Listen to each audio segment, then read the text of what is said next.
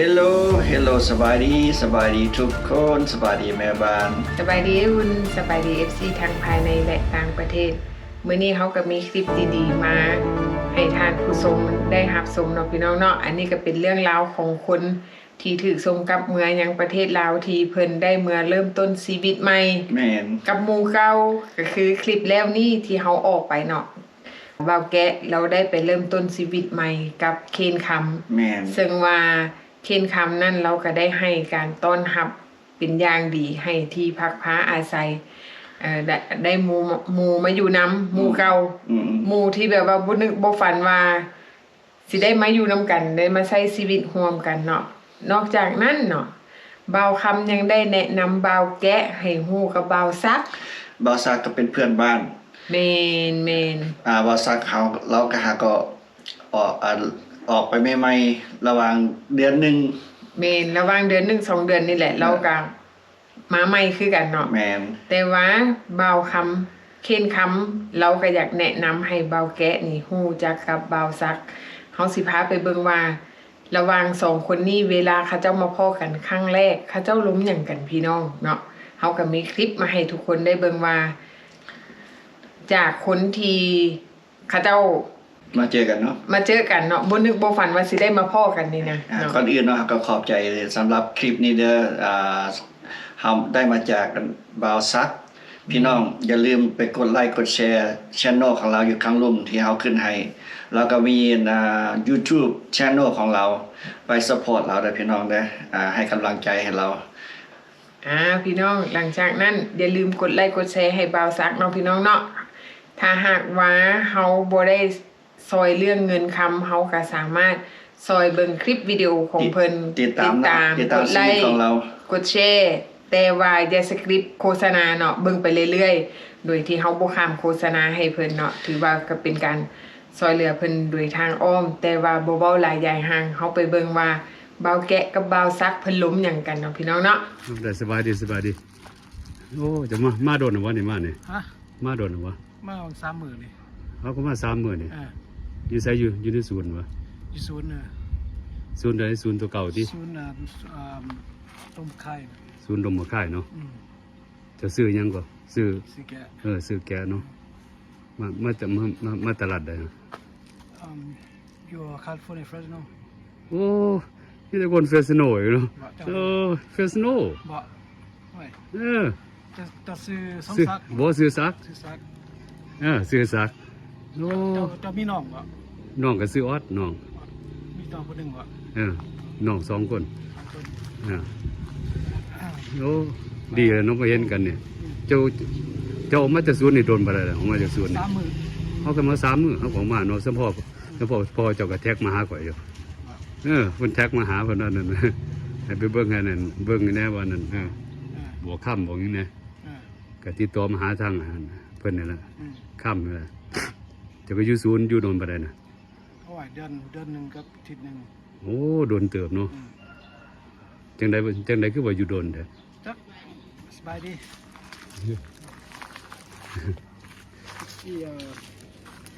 ผมสปอนเซอร์อยู่ไกลอยู่แถวแซวสารวันโอ้สปอนเซอร์อยู่ไกลเนาะอยู่คนพอดีเพิ่นว่ามันมองไกลพอดพอดีเปลี่ยนพี่น้องเปลี่ยนคนใหม่สปอนเซอร์เหมือนกันบ่เป็นง่ายนะสปอนเซอร์ก็ยากเลยผมก็อยู่หันเดือนนึงอยู่ในศูนย์เนี่ยเขาสิได้ย้ายคนไปนั่นอยู่ศูนย์ใหม่ได้ยินบ่เนาะเดี๋ยวนี้เขาลงมา90คนสิย้ายไปอยู่นั่นหลัก16อยู่หลัก16โมเมนต์ที่หลัก27ที่บ่27เขาบ่เปิดตัวน่ะเขาก็บ่เปิดมันเป็นขายทหารหลัก16คือว่าเขาบ่ใหญ่ไปไสว่าตัวอยู่หม่องเก่าว่าจังได๋จักก็บ่ฮู้นะก็ได้ยินแบบนั้นนะว่าจะก็อยู่หั่นเป็นนั่นเดือนปลายพุ่นน่ะอยู่หั่นเนาะว่าขอเลยคิดว่าขออยู่ดนนะจนเรื่องจังบ่อยากออกนะเรื่องแล้วจนบ่อยากออกมาเด้เนาะนั่งกินนอนกินกันนะเขาก็ได้กิน3 คาบเนาะมื้อนึงก็ไปตึกป้าอยู่น้องนั่นแหละน้องก็จะปล่อยป้ามันก็มีป่าใช่บ่ตอนเขาอยู่บ่มีนะบ่มีจะได้แม่นใช่บ่เขาไปปล่อยจนโตกใหญ่ปลาสี ปลานั่นปลาสแนปเปอร์เนาะ สามสีกับปลาแบบใหญ่ปลา นะ ใหญ่สับเนี่ย ทาราเปียนะ อ่า ปลาทาราเปียนะ ซาปลายกระโตคน นะ ยิงเดือ3-4โตแล้วทหารไปติดเอาทหารแบบเทคบ่ได้ทหารเอามองไปกัน จะอยู่เฟสโนนั่นเขาก็ส่งจะไปใส่ส่งไปนั่นอยู่หมองได้บนนั่นแบกกาเฟียวอ่ะ เบเกอร์ฟิล เนี่ยส่งไปแบกกาเฟียว เบเกอ เนาะ ร์ฟิลบอสตัวก็อยู่เฟรนโน่ตะกี้แต่ก็ย้ายนี้18ปีย้ายนี้จากพ่อแม่ไปอยู่ที่ไอวา โอ้ไปอยู่ไอว่า อยู่วัง10 ปลายกว่าปีทีนี้ย้ายไปเท็กซัส โอ้เขาไปจับไปอยู่บนเลยอยู่จับไปอยู่เฮือนบ่ เท็กซัสอยู่2003จนดอด2000ปลายสห เขาไปจับไปอยู่เฮือนบ่คือจังได๋ จับยนทาง จับเงินทาง อืม แต่ ตอนที่หนึ่งถูกจับตะกี้คนลาวบ่ครับเอา อ่า ว่าน้ำคนลาวอยู่นี่แหละอยู่ด่าเจ้าจังมาว่าคนน่ะ อืม ว่าคนจะมาจังไดว่าพี่น้องบ่มีพ่อแม่ เนื้อแท้แล้วก็ค่อยก็คือกันนะมาเนี่ยก็มีผู้ใดนะกว่าเนี่ยก็โตคนเดียวคือกันก็มาเนี่ย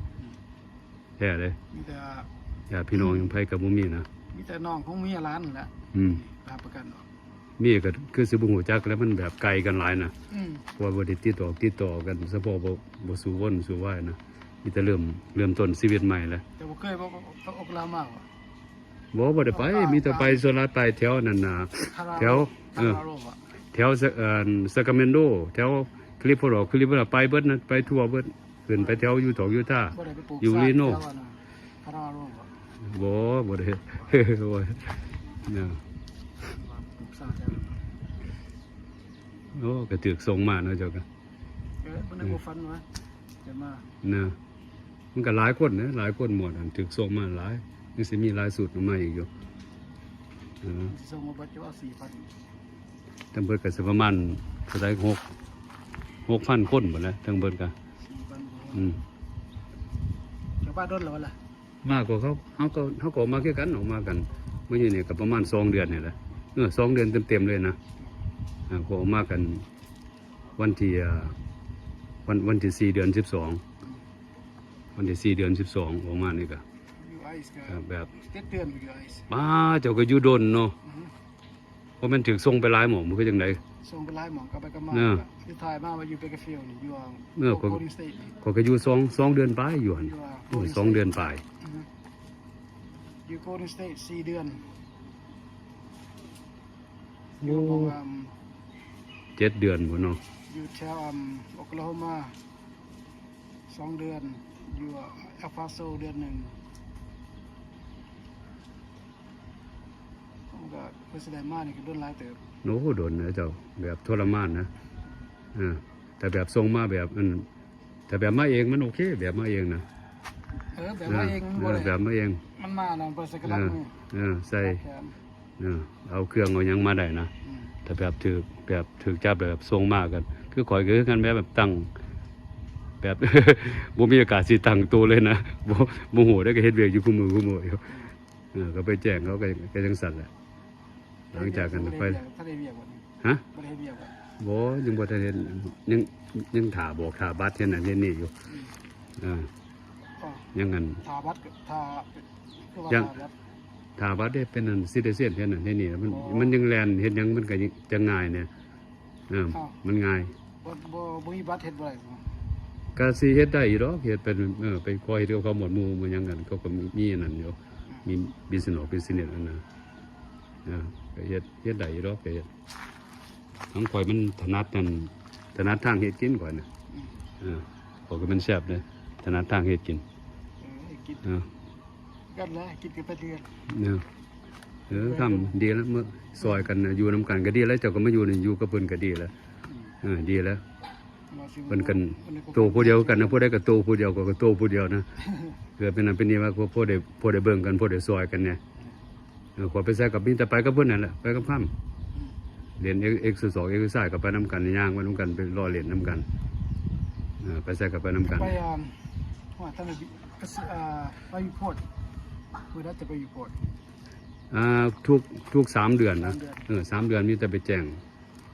แจ้งกันหัวหน้าบ้านแล้วก็แล้วก็บ่ไกลออกไปทางนี้แหละบ่ไกลนะอยู่แถวคุมแถวทางเฮือนก็หั่นแหละอยู่หม่องไฟแดงอ่ะนะ ถ้าได้แจ้งซะดิแจ้งอีกเทื่อนึงยังได้อีกเทื่อนึงบ่ได้ยังได้อีกอันนึงมีแต่ไปแจ้งเขาแล้วก็แล้วก็3เดือนไปหาเขาอีกตัวนั้นตัวนึงก็ง่ายดอกตัวนั้น จะสิไปอยู่ เพิ่นก็บ่บุญบ่ไหวแล้วบ่ขี่รถบัสลงไปทางลุ่มนี่ก็ได้นี่ ขี่ไปมองบ่ได้มองก็อยู่บ่ได้คน ฮะ เราแจ้งแถวบ่ได้คน เจ้าอยู่ไกลบ่จากนี่ไปน่ะ มา30 เนาะบ่ซ้ำซ่าเพิ่นก็เจ้าหน้าค่ำก็สิได้เอารถแล้วนะรอถ่ายนั่นนึงเพิ่นก็มีคนอยู่ดอกส่วนนั้นบ่ยากหรือก็ค่อยไปนะแบบก็ค่อยไป คิดหน้าเลยล่ะ นะ หน้าสิได้เนาะ ไปแจ้ง3เดือนมันก็โอเคดอกมันก็ ใครอีกทีนึงตอนออกมาไปแจ้งแล้วพยาบาลนึง ตัวไหนแจ้งอยู่ ไปแจ้งตัวที่2อีก อยู่แต่ละบ้านนี่ตัวไหนไปแจ้งนะอยู่แต่ละบ้านนะตัวไหนง่ายดอกตัวนั้นเพิ่นกันแบบเพิ่นก็ซอยไว้นั่นเฮ็ดนั่นเฮ็ดนี่อยู่มันก็ดีนะเดี๋ยวอยู่นี่ก็แบบมีความสุขไปแนวนึงหันก็เสียไปแนวนึงเนาะ เสียนึงมัน เนอะอยู่นี่ก็แบบสนุกสบายนะแต่อยู่แบบมีเงินมีแบบมีงานเฮ็ดนั่นเฮ็ดนี่แบบจังซี่แหละคอยก็มากกันจังซี่แหละมากก็แบบคือว่าแล้วค่อยๆเป็นค่อยๆไปนะทุกอย่างมันเลี้ยวไปเห็นอนาคตเด้ เลี้ยวไปเห็นอนาคตนะมึงเด้อก่อนมึงเกิดเดี๋ยวก่อนแบบยังงงไปเลยนะก่อนนี่ มันว่ารับตาแล้วมื่นตาขึ้นมาแม่นนะมันเลี้ยวไปเห็นเด้อยู่กับเพิ่นกันโอเคเลยอยู่เนี่ยก็แบบซอยกันแบบอยู่นํกัน ก่อนก็คือกันนะแบบเนาะจากเฮ็ดนั่นเฮ็ดเนี่ยก็เอาเฮ็ดนํกันซอยกันนะเบิ่งกันนะก่อนก็คือกันก่อนก็บ่มีผู้ใดคือกันนะต่างคนกันต่างมาจากทางไกลโนไกลแล้วอยู่แบบคนละโลกเลยแหละ บ่ได้ประกันจัง นะก็มีอันนั้นก็มีคนอยู่มีคนเฮ็ดให้นะแล้วก็สออกมาด้วยกันแล้วก็เขาเงินนำ บอกว่ากันโอเคอยู่ก็โอเคอยู่ดอก ส่วนหลายเขาเงินนำหลาย ก็มีคนซอยดอกยาแล้วเริ่มต้นชีวิตใหม่เอาเป็นไงก็เริ่มต้นชีวิตใหม่เอามาถ่ายให้ถ่ายเพิ่นเบิ่งได้ยินว่าคำว่านั่นเพิ่นเจ้าสิมาอยู่นำได้ยินว่าซัพพอร์ตนั่นอยากออกมาเบิ่งอยากออกมาเห็นนะเอาไปมากก็เป็นคนเฟรนโนกันคนแคลิฟอร์เนียคือกันเนาะดีแล้วเดี๋ยวพบกันได้เห็นกันเริ่มต้นใหม่นะเริ่มต้นใหม่น้ำกันเป็นยังไงก็เริ่มต้นน้ำกันนะสู้ไปน้ำกันนะมีแต่อดทนเอาแหละ พี่น้องเป็นแนวใดหลังจากที่เขาเห็นบ่าวแกกับบ่าวซักล้มกันน่ะไอ้อุ่นรู้สึกจังได๋เฮารู้สึกแบบเล่าเรื่องสึกฟังแบบที่ไปที่มามาเป็นจังไดมาจังไดอยู่รัฐใดอยู่เมืองใดว่าสุดท้ายกับเริ่มมาจากรัฐเดียวกันซัคราเมนโตแคลิฟอร์เนียเพิ่นก็อาจจะอยู่รัฐเดียวกันแต่อาจจะบ่พอกันนะอย่างน้อยก็เจ้าก็มาจากแบบถิ่นฐานหม้องเดียวกันเนาะมาจากบ้านเดียวกันว่าซั่นๆแม่นสำหรับคนบ้านเดียวกันเนาะหลังจากนอกจากว่าบ่าวซักเพิ่นจะเล่าเรื่องราวของเพิ่นว่าเพิ่นมาจากไสบ่าวแกะก็ได้เล่าว่ามาจากไสนอกจากนั้นความโชคดีของบ่าวแกะก็คือ เราได้หมู่ที่ดีแล้วก็ได้มิตรภาพที่ดีโดยที่เราบ่นึกบ่ฝันเลยว่าเราสิได้ไปพ้อคนดีๆ2คนที่เราสิได้ไปใช้ชีวิตเริ่มต้นชีวิตใหม่ร่วมกับ2คนนี้โดยที่มีเคนคำถือว่าเคนคำไปอยู่ก่อนถือว่าเป็นผู้ให้คำแนะนำให้คำปรึกษาเลยก็ให้ที่พักพาอาศัยให้ความอบอุ่นทางด้านจิตใจและอีกอย่างหนึ่งบ่าวซักเพิ่นก็ให้กำลังใจบ่าวแกะว่าถึงแม้ว่าเฮาสิมาเริ่มต้นชีวิตใหม่เฮาก็ค่อยเป็นค่อยไปค่อยสร้างเนื้อสร้างตัวให้กำลังใจซึ่งกันและกันมันเป็นมิตรภาพที่ฟังแล้วมันอบอุ่นใจแทนเนาะพี่น้องเพราะว่าเฮาจากอเมริกาไปทุกคนชูมาใหญ่อยู่นี่เนาะใหญ่อยู่นี่แล้วไปเฒ่าอยู่เมืองลาวว่าซั่นๆเนาะอยู่เมืองลาวก็บ่ฮู้ไผอยู่ลาวก็บ่ฮู้ไผหัวเดียวกระเทียมรีบต่างคนต่างบ่มีไผเนาะถามว่ามีพี่มีน้องบ่เขาเจ้าก็อาจจะมีแต่ว่าเพิ่นก็บ่อยากรบกวนญาติพี่น้องเนื่องจากว่าสภาพเศรษฐกิจครอบครัวของแต่ละคนก็บ่คือกันแต่ก็มีความโชคดีที่เพิ่นให้ กำลังใจซึ่งกันและกันเพิ่นสิสู้ไปนํกันเนาะมีหยังก็ซอยเหลือซึ่งกันและกันมันก็เป็นความอบอุ่นทางด้านจิตใจอันหนึงที่เฮ็ดให้เฮาทุนเที่ยงเฮ็ดให้เฮาบ่คิดหลายบ่มีความกังวลเนาะมีความที่มีเป้าหมายอันเดียวกันก็คือสิสู้เนาะและสิเฮ็ดแนวใดเนาะสิให้มีเวียกเฮ็ดงานทำมาหากินไปนํกันซอยเหลือซึ่งกันและกันยามตกทุกข์ได้ยากยามเจ็บไข้ได้ป่วยก็ยังมีอีกคนหนึ่งคอยเบิ่งแยงดูแลอย่างน้อยเฮาก็ฮู้ว่า3คนแล้วอยู่ใกล้ๆกันก็อยากสิเบิ่งแยงกันเนาะมีหยังก็ได้ห้องหาซอยกันแม่นแล้วเนาะเพราะว่าหยังและอีกอย่างนึงเนาะคือบ่าวซักนี่เราก็เป็นพ่อครัวเฮ็ดอาหารเก่งเนาะเฮาก็บ่ฮู้ว่าบ่าวแกะนี่เพิ่นสิมีประสบการณ์หยังของเพิ่นเนาะเพิ่นอาจจะมีความรู้ทักษะในการเฮ็ดเวียกด้านใดด้านหนึ่งเนาะอันนี้เฮาก็ยังบ่ทันได้ไปเบิ่งประวัติของเพิ่นว่าเพิ่นเคยเฮ็ดหยังมาก่อนแต่ว่าเฮาก็สิพยายามซอกเวียกเฮ็ดงานทำให้เพิ่นถ้าหากว่าเพิ่นต้องการอยากเฮ็ดเวียกเฮาก็สิพยายามซอยเหลือเพิ่นเนาะพี่น้องเฮาก็ให้กำลังใจซึ่งกันและกันสู้ไปนํกันเนาะถึงแม้นว่าเฮาอยู่ทางนี้แม่บ้านไกอุ่นเนาะถ้าหากว่าเฮามีโอกาสไปเมืองลาวเฮาก็สิพยายามไปกินข้าวน้ำเพิ่นแล้วก็สิพยายามซอกเวียกเฮ็ดงานทำที่เป็นหลักแรงให้เพิ่นก็แม่นอยู่ว่าเวียกยูทูบเบอร์เนาะมันก็เป็นอาชีพหนึ่งแต่ว่ามันบ่แม่นอาชีพที่แน่นอนมื้อหนึ่งเดี๋ยวสังคมมันเปลี่ยนเนาะทุกอย่างมันก็เปลี่ยนการที่ท่านผู้ชมเบิ่งแต่อันเก่าๆบ่มีอันใหม่เนาะคนก็เบื่อแม่นเพราะฉะนั้นคนนี่ติดตามก็พอสัวข้างสัวคราวเนาะเขาเจ้าก็เบิ่งอันใหม่เบิ่งคนใหม่นะเนาะแม่นแต่ว่าสิ่งสำคัญก็คือเฮาต้องมีเวียกงานที่มันเป็นหลักแรงหลักเวียกยูทูบเบอร์นี่ก็เอาเป็นอาชีพเสริมถ้าหากว่าเขาเจ้ามีเวลาก็เขาเจ้าจังก็เฮ็ดเนาะแม่นอันนี้แม่นเป้าหมายของเฮาที่ว่าเฮาจะไปซอยเพิ่นถ้าว่าเฮามีโอกาสเนาะเฮาก็สิพยายามติดต่อหลายๆคนที่เฮาฮู้จักว่าเพิ่นสามารถเฮ็ดเวียกอันใดได้มีทักษะอันใดมีสกิลอันใดที่สามารถเฮ็ดเวียกได้เฮาก็สิค้นคว้าซอยเพิ่นเพื่อจะให้เพิ่นมีอาชีพที่เป็นหลักสามารถยืนด้วยขาตัวเองได้โดยที่บ่ได้พึ่งพาอาศัยคนอื่นที่จะไปเป็นภาระของคนอื่นแม่นเนาะจังได๋ก็อย่าเนาะพี่น้องก็เป็นกำลังใจให้กับเจ้าเนาะที่ย้ายถิ่นย้ายฐานไปอยู่ประเทศลาวก็ให้กำลังใจทุกคนสู้ทนต่อไปสู้ๆเนาะพี่น้องเนาะโอเคสำหรับคลิปนี้เฮาก็จบเพียงเท่านี้เอาไว้มีคลิปใหม่ๆเฮาก็จะมาเล่าให้ทุกคนได้ฟังใหม่เนาะพี่น้องเนาะพบกันใหม่คลิปหน้าบ๊ายบาย